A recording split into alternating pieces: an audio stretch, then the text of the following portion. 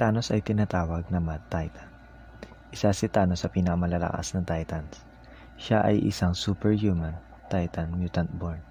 Ang misyon niya ay burahin ang kalahati ng populasyon ng mga planeta. Ito daw ay sa kadahilanan gusto niyang mabalanse ang populasyon ng mga planeta. Kinatawag niya itong Mercy.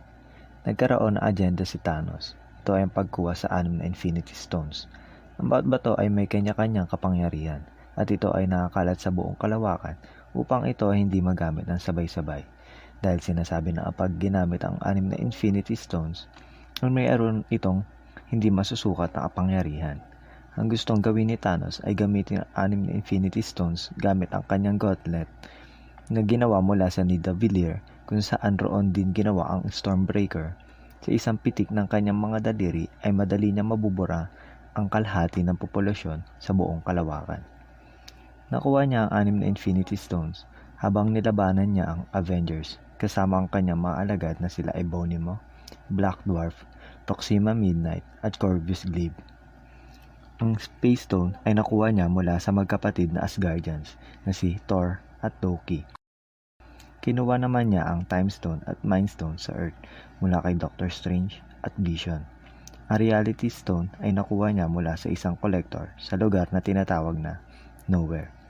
Sinubukan ng Guardians of the Galaxy na pigilan na kunin ni Thanos ang Reality Stone, ngunit hindi sila matagumpay na napigilan si Thanos. Ang Soul Stone ay nakuha niya matapos niyang isakripisyo ang kanyang adopted child na si Gamora. Sa lugar na Boromir ay kinailangan niya magsakripisyo ng kanyang mga mahal sa buhay. Nang makuha na niya ang huling Infinity Stone kay Vision sa Wakanda para sa nahuhuling Infinity Stone nang bigla ang lumabas si Thor at tinamaan niya si Thanos ng Stormbreaker. Nahalos hatiin na si Thanos sa dalawa. Ngunit bigo si Thor. Napigilan ang plano ni Thanos. Gawa pa rin ni Thanos na gamitin ang 6 na Infinity Stone. Sa uli ay makikitang isa-isa naglalaho ang kalahating populasyon ng Earth. Si Iron Man ay naiwan matapos mabura ang kanyang mga kasama na sina Spider-Man, Guardians of the Galaxy at Doctor Strange sa Titan kung saan nakipaglaban sila kay Thanos.